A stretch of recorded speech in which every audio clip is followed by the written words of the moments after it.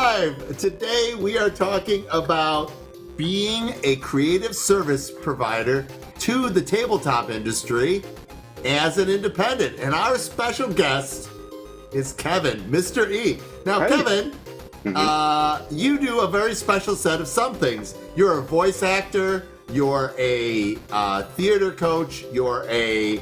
What would you call your radio show? You're a radio show producer and director. Yeah. Like, talk Podcast about creator. your creative credits for us, please, in and around nerd stuff. In and around nerd stuff. Well, I mean, you mentioned the theatrical stuff, so I've acted, directed, produced, engineered. Seppy, Give specific examples to our I audience. was just so they about can to know say how- that before you so politely interrupted me. Sorry. So if you have not heard yet, our friend here, Seppy, has been featured as voice talent in a podcast radio show. So the theater that I'm involved with, every year we would do an onstage reenactment of an old-time radio show. And we decided we wanted to reach a bigger audience and be able to connect with more individuals. So we recorded a variety of individuals, Seppy being one of them, to portray these voice roles that I then edited, polished, put together, and then published through a digital podcast format. So you can go and listen to our beloved Seppy be Clark Kent / Superman in the original 9 episodes of The Adventures of Superman. All you have to do is look up WFVP radio on your podcasting site. So that's one of the things I've been involved in. I see Andy says, I know that pennant. That pennant right there. Andy and I went to the same university. We're fellow Braves. Wow, you're so brave, Kevin. That's great.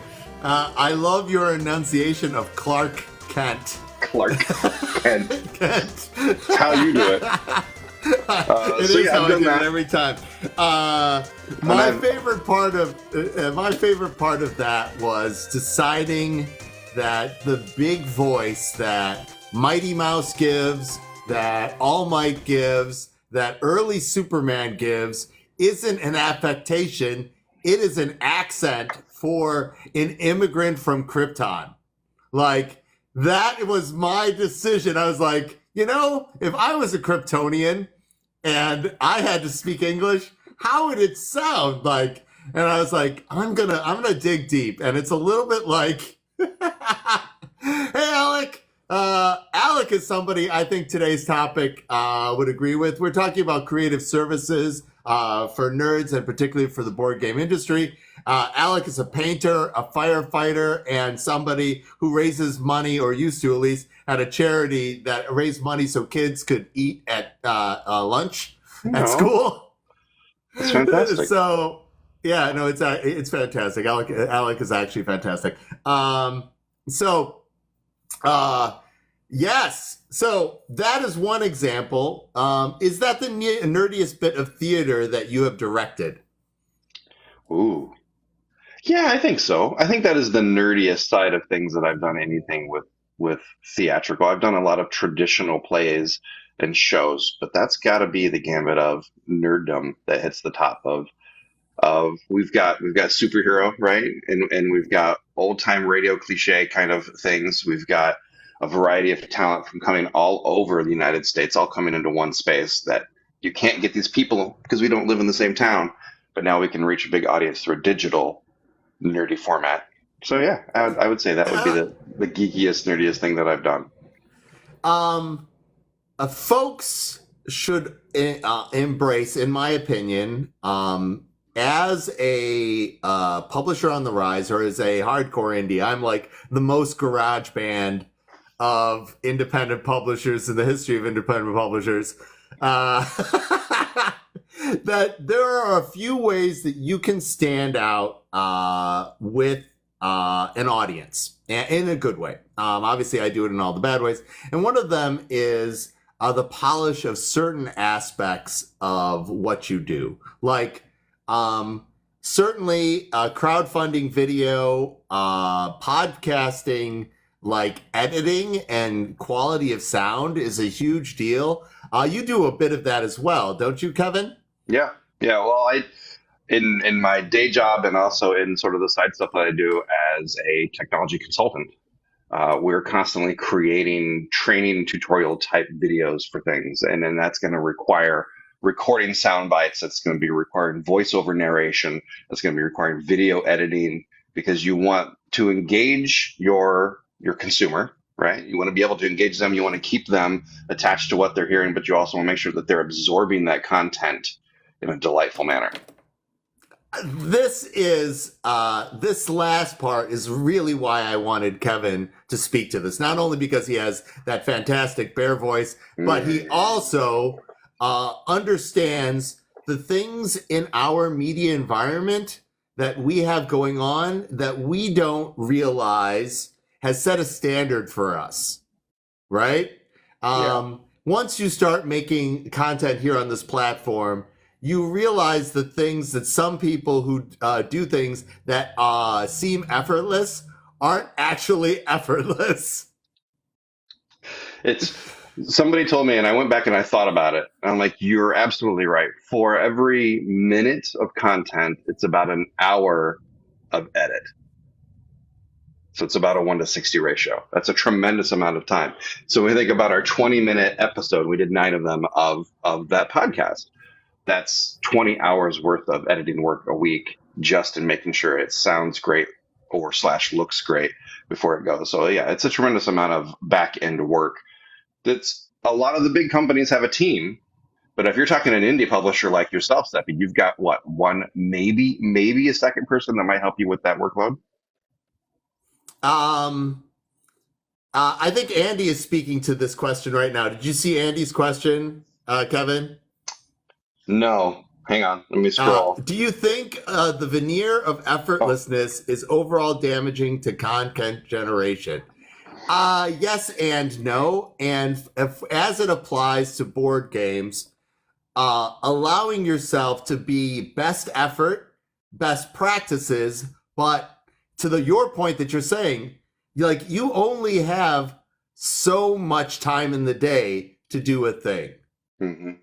And as a full-time publisher and game designer, I spend an enormous amount of time on content, and I don't spend a fraction amount of the time that other people I know do, or people who are professional content creators. But my stuff is put up right next to theirs.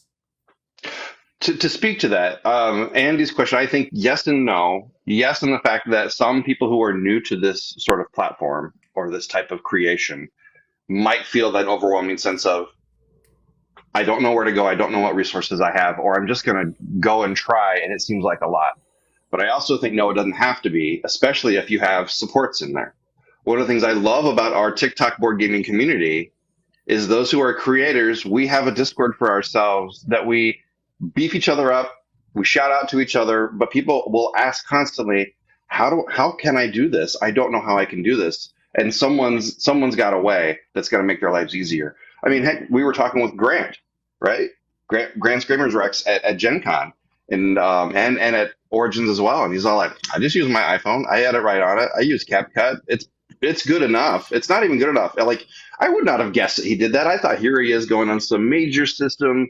He's got no, it's just the more that you do it, the easier you get. And it's okay to say that's good enough. I think that touches on so much important stuff. Hello today, everybody. If you're joining us for live, today's topic is being an independent, because it's Indie Month, creative for the game industry. And we were talking, we're going down the rabbit hole of Kevin's specialty, which is presentation in video and sound. And we were talking about whether or not the overall perception of professionalism and effortlessness hurts people just starting out. And Kevin's synopsis is, yes, but no. That's the reason you're here. The wonder of TikTok and our community is, please join in and start practicing. People will want to encourage you. They will, if you pay attention to others or you ask questions, they will help you get better. And more importantly, it will give you the chance to interact with people who will take you in the direction you want to go if that direction is towards board gaming. Like, Kevin, how many different board gaming companies have you helped? At least 6, probably closer to a dozen.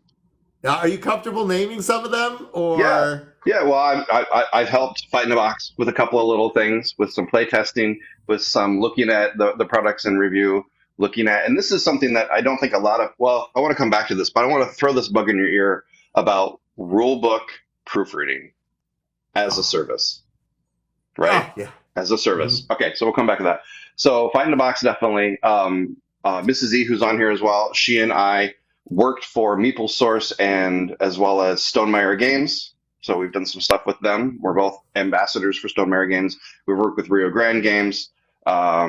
Trying to think who I've worked with. Underdog Games. I've worked with.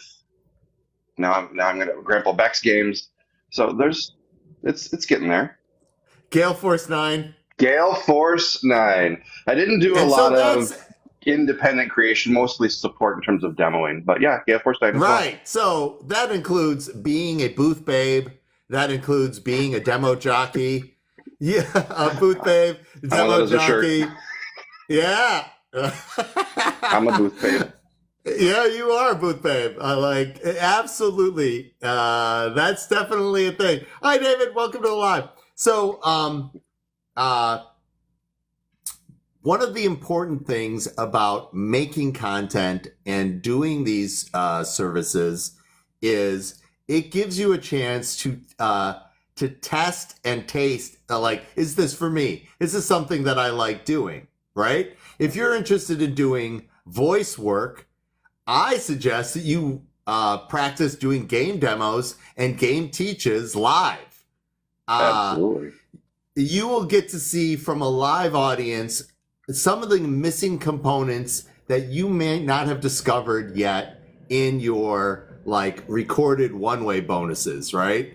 For example, Gabe is fantastic in front of the camera, but Gabe has countless hours in front of a live audience, seeing them respond to him as a dancer and a choreographer, right? Yeah, there's a big confidence that you gain from that just comes with time. Absolutely, and you got to get yourself Grant out there. Obviously has that, right? Yeah, but even if it's not just trying to demo in front of people, if you want to try going into voice type stuff, you've got a gaming group with friends. We're here watching this because we're all board game lovers, right? Or maybe you're interested and you want to start getting into this. When you're at a table with a game of people, find a character in that game, real or fake, and try to be them and just see how it goes, right? We can blend the RPG world to the tabletop board gaming world. Be that person. I thought I was Mark and I, my creative director, we do that on the regular, especially at a protospiel, but you should get the buy-in from the table that you're going to do that. No, you surprise the heck out of them. That's right. You're going to sit there playing good old classic Settlers of Catan. You need to have a backstory on this individual and give them an accent. It's okay if it's a horrible accent. Yeah. Because that's going to help you get that confidence boost. If you can do it in front of your besties, then maybe now you can do it in front of others, right? Time in does equate to skills out. And taking every opportunity to demonstrate time in a way that is fun is a great way to go about it. And one of the things that I would ask you as a proven creative is how does mindset affect performance, and how do you get performers to practice mindset, or don't you? Well, no, it's absolutely critical. I mean, you've got to put yourself in the space for what you want your audience to receive, right? No matter what's going on in your day-to-day affairs, you have to think about how you want your audience to receive you and the content that you're creating. Maybe you want a very neutral thing because you don't want to get to a certain edge, right? But if you're not feeling in that neutral space, then take your moment of Zen, find yourself a quiet space, right? Pull in whatever music gets you to that zone and get you to that neutral space. If you want something a little bit more risque or a little edgy or a little nuanced, then you've got to prepare yourself and get yourself into that mindset of where that's going to be to help that user. I don't know what you do for yourself, But I always know before I get into a video, I make sure I have both a physical quiet space and a mental quiet space. So I can think through. And I know that there's a wide variety of ways you could go through preparing for your video, whether it's writing a script, which is a great way to go for it, or to just run everything through with your head. I've never been one to like jot down the entire script of what I want my content to be, or whether it's going to be audio or video. I always feel like I want it completely internally, because sometimes you get a beautiful organic change as you're going through it, and you start doing this and you're like, yeah, now that I hear it out loud, now that I'm speaking what's thinking in my head, or I've got a script that I'm reading, I'm like, no, it's wrong. It's not working. It's not going to hit the right audience in the right way. So yeah, you just want to be able to kind of get into that right mindset. It's absolutely critical to have that mindset. And how do you do it? It takes a second to think, who do I need to portray? Not necessarily a specific individual, but who in terms of characteristics. What is it, a specific demographic I'm looking for? I've found that different audiences, whether I'm talking for my professional day job or whether I'm talking about my content creation or just teaching games, different people will connect and latch on to different types of individuals, whether it's generational, whether it's regional. People who can kind of be a chameleon, I think, are more adaptable to those kinds of roles because people are more likely to work with them. There are people that are very antagonistic that certain individuals just get steamrolled by. There are people that are incredibly passive that don't want a very big personality. They get turned off by too much personality. So sometimes a neutral ground gets you there, but a neutral middle of the road means you're missing your outliers. How can we get to those people as well? So maybe that's finding that voice, finding that mindset for who do you want to receive that? That's very important.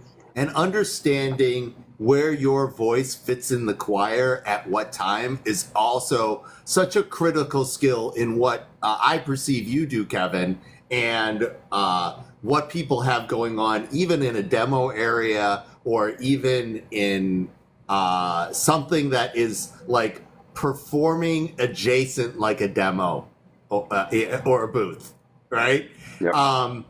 One thing that ended up happening at Gen Con this year is somebody returned to the Fight in a Box events that had done one previous. And now this is not hyperbole. This is not facetious. This is a quote. They sat down at my table for another Conquest Princess demo, having done it the previous year. And this is what they started our experience together with. And there's three of them. Like I think it was like a child, their spouse, and their dad. And they sat down and they're like, we made the horrible mistake of last year having your demo or your game being our first game of the convention. And I looked at them and I was like horrified. I was like, why is that? Horrible mistake. Oh, that's loaded, right? And I'm like, they're like, yeah, yours was the best one, and we expected it to go up from there, and it didn't. It was all downhill from you, and I was like, I don't know how to take that, Kevin. It's a tremendous compliment. Mrs. Z and I, we always go make sure we find you, even if we can't get a chance to sit down for a demo, because of your personality is both big and fun and energy, but also accepting and welcoming. You put yourself in our space that you're just like us and one of us, so we can be whoever we need to be, but you also have that big, bright, bubbly personality that adds energy. And so even if we're tired as F from all the walking or being out in the hot days of Gen Con, we've had big old bags full of games on our back and we're exhausted. It's now 8 p.m. We go sit down with Seppy. We can't help but smile and have a good time. So that personality engages. Exactly. See, Mrs. Z, I love your energy every time we come around you. It doesn't matter. And I know you have to be completely obliterated at the end of a con in terms of energy level, but it's infectious, and we appreciate that side of you. It's easy for me to give my A game to people that I love. And if you've come and played our games, you see that I want everybody to come and join the Fight Fans, and I'll learn about your kids. I'll hear about your job. I'll do all this silly because. But I also try to modulate my level of energy based on who's there and where they are in their convention, in their life, or in their overall board gaming experience. And if I'm too much, I usually also have hopefully other people in the wings who will be like a softer, more cozy experience. Or something, something that might be a better fit for what you're looking for. Because one person cannot be everything all the time. Sometimes you might luck out. You get a performance that transcends and speaks to everyone. But that is the exception. That is not the rule. Yeah. The majority of the demoing experiences at cons that I've received, if I've been a consumer, right, as opposed to a creator, you get the full experience, because the majority of these companies are getting, they're workers, but they're volunteers, right? So they're not normal employees that they've seeked out specific individuals, specific skill sets. They are finding, who can I get to help me be a booth babe or a demoer or whatever the case may be. And oftentimes it's people who love the product or people who love that specific niche IP or something, but you're not guaranteed you're going to get someone who can engage with a consumer, who can connect with them, and also who can effectively explain a game that someone can receive it. I saw a great video, Walker, right? Is it DG Walker? I think is the creator's name. And he had this statement that said, a good rule book can make a bad game better, and a horrible rule book can make a great game bad, right? And I think that's true from a demoing standpoint. I've had a couple of games where I had a very bad demoing experience, and I was like, that game's horrible. That's a crap game. And then I came back to it. I'm going to say a game right now. This is Everdell. I'll say the game right now. Everdell game. I know a lot of people love Everdell, and I do now. But the first time I got to Everdell, someone was teaching it, and they were not very effective about bringing me into the game because they knew it and they just wanted to win, or they just didn't know the game well enough and couldn't engage with people. And so I did not enjoy the process. So I did not enjoy the game. And then I came back at another day, and someone had brought the game to a gaming weekend that Mrs. Z and I were hosting, and they still had it in the stream. And they're like, I want to learn this game. I bought it. It's pretty. I'm like, you know what? Let's just take the two of us and slowly work through this, and let's talk it out. That I loved that game. And I'm happy to teach that game to others, but not do it the way I received it from the first time. So now I can say, yeah, I like Everdell. But it was a bad experience. So having that connection with an indie creator, I mean, you got to kind of worry about, am I going to have a great experience or bad experience? And now the team that we're working with for conventions, MeepleSource/Stonemeyer, they have a bit of a vetting process, because yes, they want someone who knows the product, but they also want someone who can connect with consumers and can explain this in a way that they're going to want to sit down to play the game and have a great experience. So I'm going to interrupt right there because you hit on two critical items. Now, everybody, welcome to Live. If you're just joining us, we're talking about an independent creative. And Kevin just brought up, like, what a booth experience brings to the consumer or to the gamer, and I wanted to make a bridge on how that helps you with your creative skills other places. What short form video is doing and what demo experience is doing is making things approachable, and it is doing so through a veil of a window of authenticity and approachability. So running games and teaching games isn't about getting the rules right. It isn't about having people walk away being able to teach others. What it is doing is giving them an opportunity to connect with the game itself and see the promise of fun. And you, as somebody who's hopefully, if you're interested in being an independent creative for the game industry, it is giving you an avenue to practice. And that practice will be rewarded. One of the reasons I wanted to share that story is that I love the fact that somehow the fight fans say things in an as awkward way as I do, but also because the people are connecting with what you do. A game convention in particular is so precious because it is the time that this person has set aside for themselves.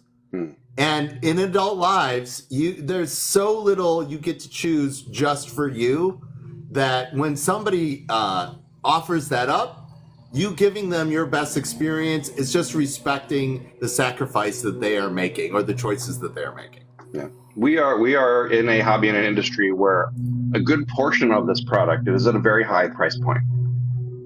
So to be able to invest in something, I have people like look at my gaming collection, like how much was that? I'm like, you will easily drop $60 on a video game and think nothing of it. But for me to drop $60 on a board game seems aggressive. But I get to play this over and over again with different people, so it's a high price point. And how am I going to find to make that decision if I'm going to spend this $50, $60, or maybe more? I'm going to want to know more about this experience, about this game. So for me, I found that I have been thoroughly enjoying the short form content platforms to know what does it look like. What does that experience look like for them, right? It's the commercial side of things. It's that 2 minutes and 2 seconds that Chuck Woolery used to say, that commercial format that gets right in my home. If a few years ago, my only source was going to some of these YouTube things that are a 20-minute, let me go through every single nuanced rule of this game. And then at the end, I'm going to talk about if I hate or love this game. That's just too much for me, right? I have so much time in my day. I want to know. And now I have been able to connect with so many indie publishers like Fight in a Box or like Rainbow Bunny Bop. Yeah, of course I bought Rainbow Bunny Bop. I didn't have it in my local store. It's there now, right? Because people demanded it. But because I saw this game in a short form video content that I got a taste within, 2 minutes or less of what is this? How much fun am I going to have with the people that are in my group or my kids or my family? And I would not have been able to be exposed to this indie publisher except for a platform like this. I got to work at Gamma booth. I shared one with Becky, and she's a force in a booth and incredible. I absolutely love that. Now, I'm going to give a little pushback on board games are expensive. Board games are for the purchase versus the time in versus their compatriots are actually very cheap. Like a meal and a movie is way more than a board game. At least if you live in a metro area, like if you're like, that is way more expensive. And a board game you can share, revisit, do other stuff. What a board game is, however, takes up room. Like you don't see how much money that you spent on your Steam account for your purchases there, right? It's probably I wish Steve would tell me your collection of Steam games is this much. I'm like, oh, like how many of those did I buy during Steam sale? Steam, like at least give me the 75% off. Yep. Yeah, like how many Humble Bundles is in there? But what board games are is they're an item that you feel an obligation to, right? If you buy a board game and you don't play it, it ends up on something that people call their shelf of shame, and that's odd, right? Like you could buy a game because you want it in your collection if it was an RPG, right? It's a book, so just flipping through a book or reading one section or taking one element for it is not a big deal. And it can exist. You can be very proud of your RPG collection, of which you've only played like 3 of the 100 games, and you can feel super content. But a board game person would feel as though they have failed. I know we're kind of getting off topic, but David's got a really good point here. Board games cannot become outdated as far as technology goes. I mean, how many video games have we purchased in You know, I had video games that I loved as a late teenager on PC before even internet was around, right? I can't play those anymore unless I find some old school methodology to do so. But I have a board game in my collection that was manufactured in 1987 that still plays as great today, and I can grab it out and play it. I don't want to say, I want to do the math on that. That's too many years ago. That's too many years ago. And it's interesting what games hold up, what games. For example, in 2018, before The Crew came out, and certainly before Scout came out, it was really frowned upon about trick-taking games as a game for hobbyists. And Zazu did the unfortunate condition of doing the math for you, Zazu. Thank you for representing math. Math is sexy. But that being said, as we are talking about the evolution of products and how that pertains to today's topic, which is being an independent creative for the board game industry, thinking about where the industry is going to grow is part of the necessary set of skills you want to either collect or things that you want to think about as you expand your career or enthusiasm towards the hobby. Okay. For example, spaces where women or people of color feel comfortable buying or participating in gaming. It's important to think about it. Like, it was a real lesson for Fight in a Box about Conquest Princess. You know, I was like, hey, gay men have been making fashion and space fashion with women since there has been fashion or space fashion. But simultaneously, this is a hobbyist game, and it doesn't fit easy into the places where women go to shop for hobbyist games. So obviously Amazon is easy. It can't be there yet. Barnes and Noble, any of the bookstores that carry it, and Target, it's a bad fit for Target. And if you are lucky enough to have a board game, a favorite local game store that is cozy enough or, you know, approachable to people of different, you know, lifestyles and places, then you might not have access to a game like this, right? This game is going to end up finding its way to people because if you don't mind me sharing, like, parents are like, I have a non-binary child. I want them to see that they can be a hero too. Yep, absolutely. I know. I've shown your game of Conquest Princess to some of my gaming group, and some of the very traditional gender type parent individuals were all like, I don't want to play about dress up. You know, that kind of like, I don't want to do that. That's not that for me. Okay, fine. But then a couple of the other ones have littles at home, and they have daughters at home, and those littles want to play dress up with dad. And they're like, yeah, no problem. I got no problem with this. I'm comfortable within my own skin to be able to do this. And they were so much more engaging at the table when they let go of that traditional stereotype cliche, I have to be this. Now I can play act as something else and just embrace it and have fun with it, and then enjoy the fact that there's a neat little puzzle of a game here that I get to experience with everyone at the table. I always thought fantasy gaming, role-playing, and computer gaming was dress up. Like, like the amount of time that I spent optimizing my character for God knows what RPG had everything to do with their gear. And if their gear wasn't fashion, like, I did not understand. Like, my Worlds of Warcraft character, I was like, I need this for its stats, but and I'm going to do this, but this looks really bad, so I'm not going to do that, or I'm going to need to hide that, or I'm going to do this thing. I always understood that expressions in a fantasy world was an aspect of fashion, but that's for me, and that is one of those things that the choices that we made, it doesn't immediately come across to people what we're trying to do.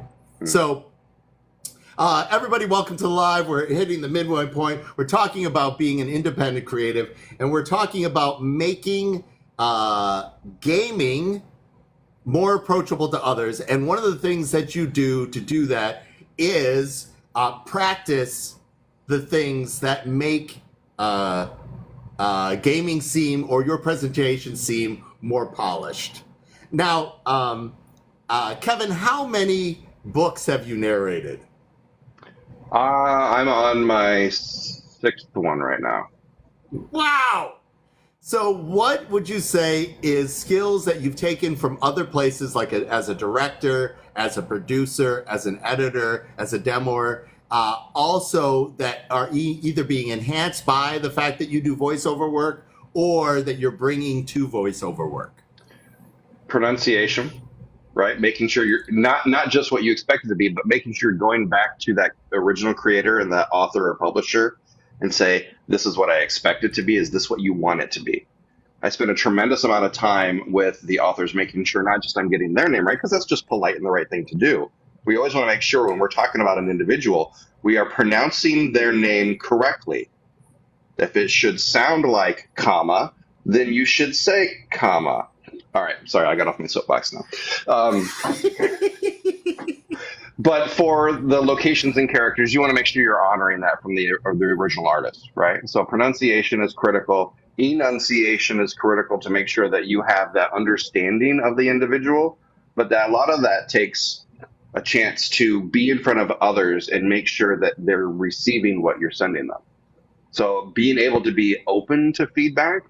You know, when I first got into my career of education, anxiety level was a little high, tension level was a little high, not as strong confidence of my own abilities was high. And so I had very rapid speech and people couldn't understand a word I was saying.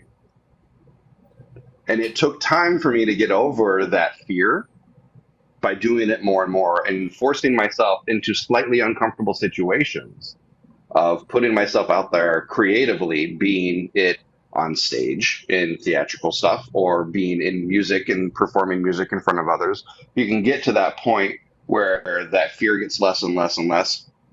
I'm not promoting the inappropriate use of adult beverages, but I found that to help me get past some of that level of anxiety when I was early in my career, not professionally, but like creatively on the side, a little bit of that helped that frontal lobe turn off, and that fear factor stopped a little bit. So then I could find the opportunity for me to shine, right? Kevin, you've had now to I no direct longer need me. that. I'm sorry? Kevin, you've had to direct me. You understand that this is practice. I'm actually a hot mess. You were so difficult. You're such a diva. Seppy was like, I need pink M&Ms in my dressing room at exactly 98.3 degrees. Not that kind of difficult, Booth Babe. No, Not you were a delight. You were a delight. But Seppy would attack a line and think it would be fine this way, and it was okay. And then I come back and say, Seppy, let's do it like this. Because it just takes a chance to have someone else receive that information and then send it back out. So if you wanted to get into this space, you've got to be able to be okay with people saying, it's not right for me. Or can you do it like this? Or I didn't understand it. You know what I mean? You got to be okay with getting that feedback and not take it as an attack on your skill. Take it as what it's supposed to be, constructive. I always like to tell my students when they're designing something, we don't want to criticize, we want to critique. Criticize feels like an attack, even though it means the same thing, generally speaking. Ooh, I don't know, there's this great podcast that's all about looking at two different words. Mrs. E, I'm going to forget, critique versus criticism. But yeah, a criticism sounds very negative and aggressive, but a critique sounds kind of supportive and positive. Like, I just want it to get better. We have gaming royalty. We have James Hudson has joined our Druid City Games. Druid City if folks Games. don't know, Wonderland Wars is a fantastic game. Yes. I'm wearing Mapiket's Be Creative shirts. They were part of the team that makes Wonderland Wars look so fantastic. Obviously, Mad Kala is something that they might be promoting sometime soon in the same universe. If you haven't talked to James about it, yes. So James is also a great example of practicing being out and an advocate for your games and your voice. Finding what you want to advocate for is one of the great things about practicing for as a creative. But to Kevin's earlier point before I got distracted, one of the things that's going to end up being something that you discover if you discover you're going to do short form video or you're going to do demoing or booth experiences are you have a certain set of communication habits that you might not even know that you do. For example, my family is East Coast, all fast talkers, all very interrupty. And so I do two things. Number one, I am very comfortable interrupting others, which is too comfortable, as Kevin has already experienced. And number two, which is very problematic for recordings. It's fine for conversation, but for anything that is recorded or replayed, I will pull that long consonant of the last letter that I have just said to signal to the other people, you should not interrupt me. I'm still talking. Yep. And that's hard to listen to. It's hard to correct in yourself. It is a habit that you have established because of the communication knife fights that you grew up with. What are some habits that you discovered in this whole transition? Mrs. Ekenby can absolutely attest to that. When I'm getting into this side of my creative, whether I'm recording a video for a tutorial or I'm demoing a game, she says I get my teacher voice. I pull in that teacher voice mode. So it gets, I think, a little bit deeper and it kind of rolls off at the end, kind of towards that lower end of my range, right? A little more bass because it's all about the bass. And then there's like extra enunciation and pronunciation as well. I know that I can go off tangent and ramble and talk and tell stories like the old man on the porch for forever, but I'm going to lose them. I'm going to lose that audience. And sipping in your rocker with your lemonade there, Seppy. Back in my day. But when we go into this video creation mode or this teacher mode, I've got to rein that in and get to the meat of that, because otherwise I'm going to lose everyone, right? The beauty of short form. One of the things that short form is going to help you and demoing is to help you practice is getting to the point and doing it in such a way that you do not lose your audience. One of the things that game designers and producers need help with in instruction books is the rules. And the reason that they need the rules is the person who wrote the game usually has horrible gaps in understanding versus the person who is just walking in the streets. Like the amount of times I have to go over the games again and again because I have cognitive gaps because they seem obvious to me versus somebody walking up the street they need is just spectacular. Like it's almost, but simultaneously, as somebody who makes games and as James is talking to, that effort can only bring your product down. It really can't elevate your game all that much. Like, you should do a good job, the best job you can, but 3 months more on the instructions isn't going to forward the business goals of your project. There is also a real argument that it hurts your business goals because then people do not need to go to places like BGG and discuss what you meant.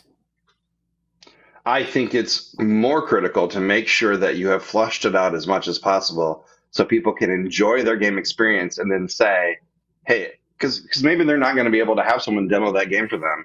It looks great. I'm going to open it up. I've never seen this before. I open up that rule book and I'm fighting through this.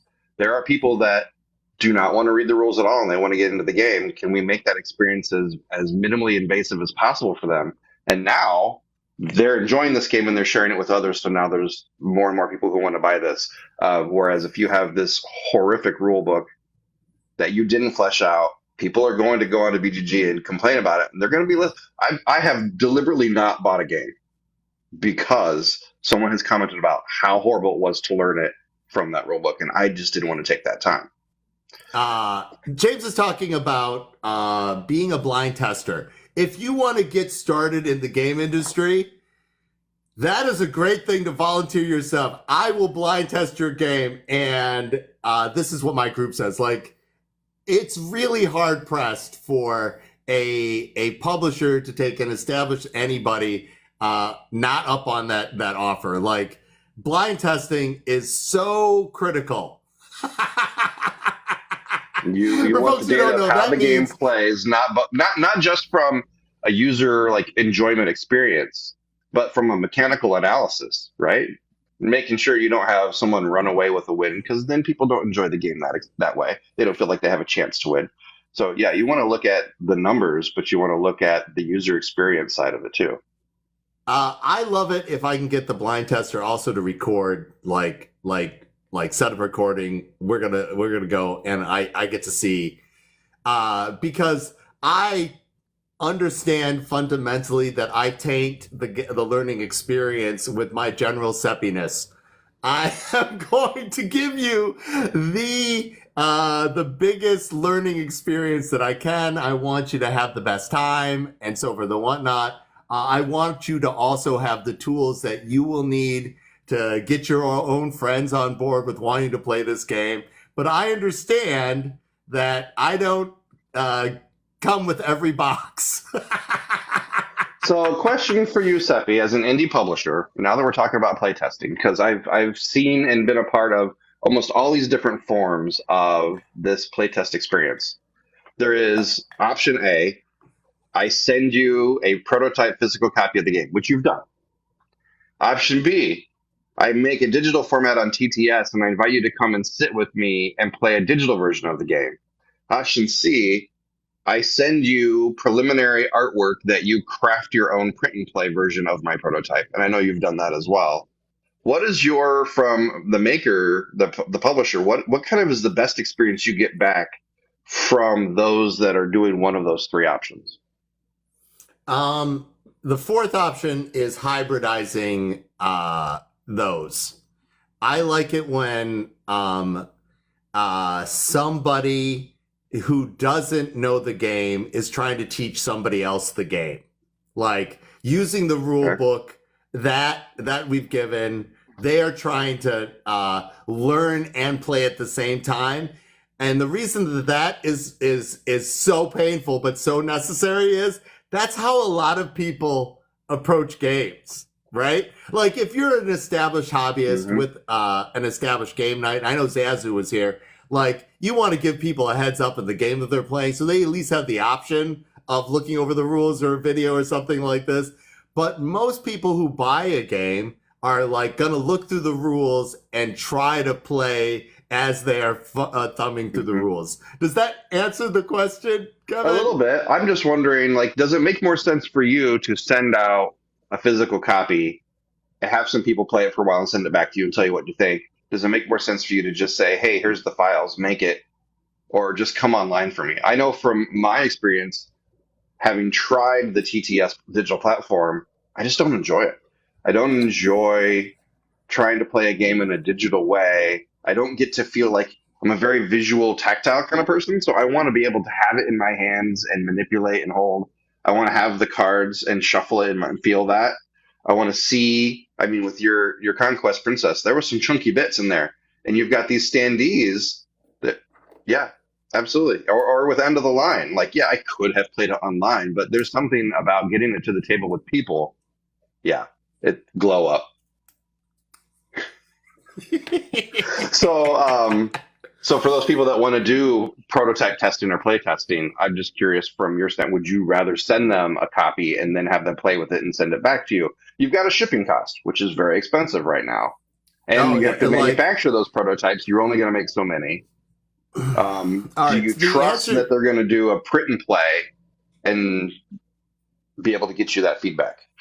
um, uh, the answer to that question is more complicated, unfortunately. Normally, you're sending people out things that are like 80% done, right? If I was able to have something to the point where the rules were fully executed in a way that was the level of polish that I would need for blind play testing, I would be in a much better place. Normally, it's I'm going to send you a version of the physical components, and then I'll send you a PDF of the rules that we've been working through. And that is the unfortunate indie situation, right? That is not ideal. That is not how I would like to be. I think there is a lot of value for TTS for rapid prototyping to get to that stage, like early TTS is a great way to make things happen with large groups because you can make those things happen. Yeah, like as far as print and play goes, there's a lot of comments. I'm trying to catch up. Kevin, Yeah, you're better at reading. I'm seeing some of them. I see a lot of people like TTS, absolutely way to go. I completely get it from a revision standpoint, right? Because you can implement those revisions right away. You can get that feedback as people are playing it right away. I'm curious though, having not been on the other side, the back end side of TTS from a publisher standpoint, how much time are you spending of your design time in getting it into that platform so it's a usable experience for your playtesters? Oh, so that's such a good question. Patrick Yang is the co-designer for Conquest Princesses and Mouse Cheese Cat Cucumber, and Patrick is an absolute wizard for TTS. So it takes him a fractional amount, like a suggestion of time. And so since my creative director knows how to supply files for Patrick, the two of them make this stuff happen at a negligible amount of time. But if you are just starting out and you are learning the thing, like learning the platform is an investment. I can imagine. And it's a serious one. And then being able to teach people to get comfortable enough to enjoy the game while not struggling with TTS is also a thing. I would make a strong argument that game design weekends like a Protospiel are massively helpful. As another one of your option, like a fifth option, having people come in and getting a version of your game ready and a teach ready for your game and hammering the crap out of your teach and what's going to happen and rapid prototyping with your game over that weekend is an enormous way to accelerate towards success. Especially if there are other like dedicated hobbyists or professionals giving you the kind of feedback and insights that would end up making it happen. And since those weekends tend to be focused just on that, you don't have all the other things that like an Origins or a Gen Con demand your attention. Why? Like, I am terrible at spinning plates, but I am great if you sit my ass down and run demos. Like, I will just do it like this is the business. For the Hedgehog Hop, for example, I think I ran that 30 times in 2 days. And Mark and our community manager at the time, Logan, were shocked that I taught the game and had a different version of that game for 75% of those 30 games. I changed the rules. And I was just like, I was just in the mindset of this is going. But we had produced a game and the components for the game were locked in, and I was very comfortable with that. For the style of game it was, I was able to make a lot of changes without having to change the prototype itself. Nice. I see Sonia was asking, can we have a game about flipping tables? I'm going to suggest maybe there is one called Fit to Print, right? You're kind of flipping a table. That is definitely the case. So we're into the wrap up. And what are some of the things that you've discovered during this conversation, Kevin, or what are the things that you'd like to highlight for people who've been joining us or just checking out this conversation? Number one, our indie realm of board gaming relies on community.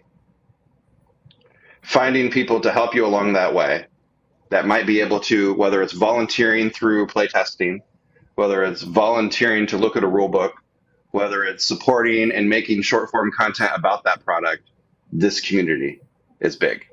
Number two is for those that want to start going into this, whether being an independent creator, is to put yourself out there and try doing what you want to do, not necessarily about your end user content, but about other areas, and let yourself being open to getting that critique, not criticism, right? The critique that they're going to offer some suggestions on how to make yourself better for whatever it is your end product's going to be, not taking it personally, but using it as a chance to improve. Much like we want to be able to offer for a playtest review for your game, that's a critique. You want that feedback. The creators need to be able to be open to that feedback as well. Understanding when you're in any kind of large group of people interacting with something that you have made, you are looking for trends rather than individual feedback. Individual feedback that inspires, like, opens up your mind to new possibilities, so also good. But that is also the exception, not the rule. You're looking for people running into the same problem over and over again, or being able to categorize this game is for this kind of people, this for this kind of gamer. Understanding how the trends and feedback inform your target audience is also something that you very much want to have happen. The number one thing that I would offer for today's discussion is gaming has a host of opportunities for you to express yourself creatively, but what you're really looking for in all of them is how to connect other people with your enthusiasm and your genuine fun to whatever thing that you're running, doing, helping, all those kinds of stuff. And so you practice a voice in your writing, in your performance, in your editing, in your producing. You practicing that so other people are not distracted is really the goal, and it is ultimately what somebody who's looking for a creative service or volunteer help is looking to attract. You think that's fair, Kevin? Absolutely agree. Absolutely.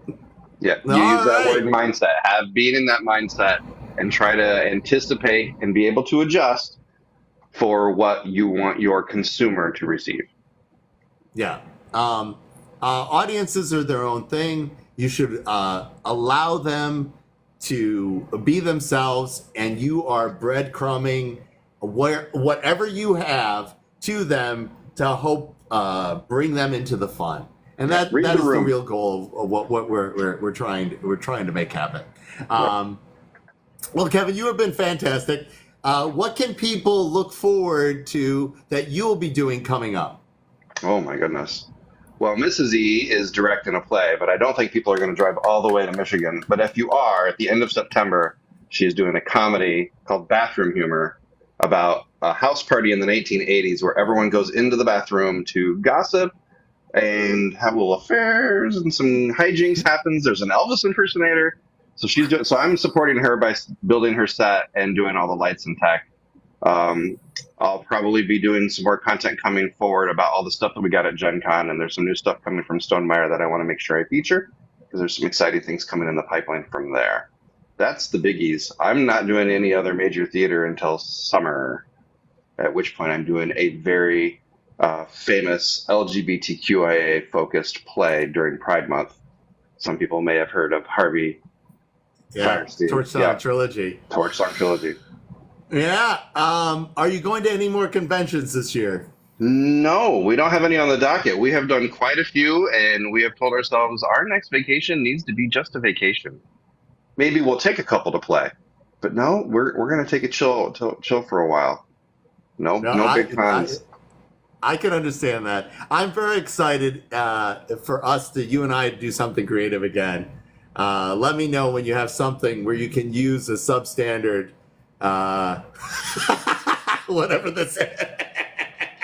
Well, if you need someone to voice over a product for you, I know a couple of people commented they like to use like Foreteller, a wonderful resource for adding narration to games. I think we need to push that boundary because not everyone feels comfortable narrating in front of their gaming group or doing those voices.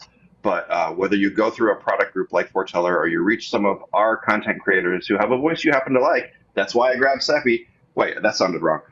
That's why I invited Seppy to be part of our project because Seppy had a voice characteristic that I knew was engaging and accessible, but also the right tone. So if you find one of us if you're an indie publisher and you find the right voice, I bet you anything, you reach out to any of these short form creators, they're going to say, you know what? I'd like to give that a try.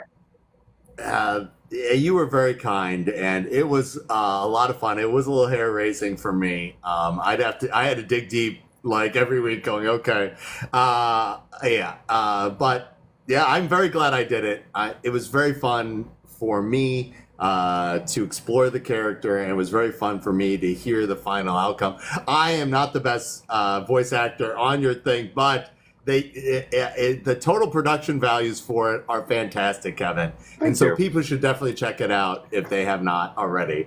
Your favorite podcasting platform, look up WFVP Radio, and you can find Seppy in the Adventures of Superman. There's my announcer voice. The announcer voice.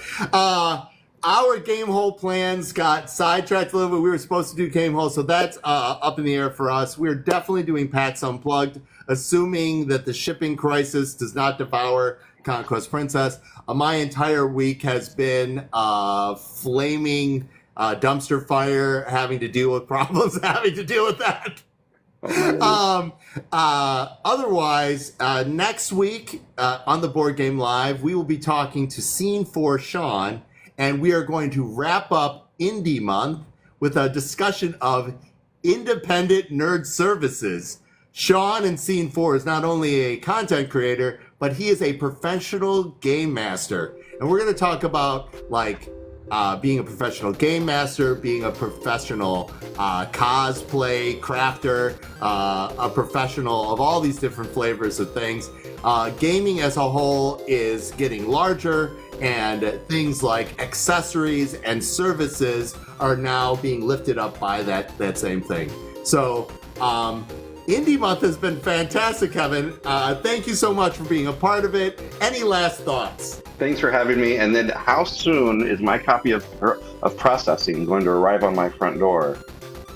When I backed down the line, I also got Processing. I want both. When am I going to see them?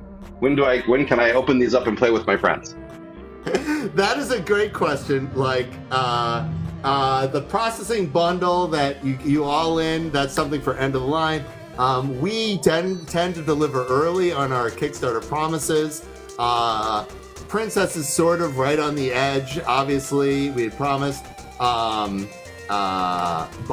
we could definitely look at it. End of the line is farther than you think. If you have not already signed up to do playtesting for End of the Line, it is TTS, but it is super fun. Even Low Level Adventures, Chris, who we made read cards and do horrible things to his family, had a great time. He did call it the board game equivalent of the last Airbender movie. That is very mean. I sat through that.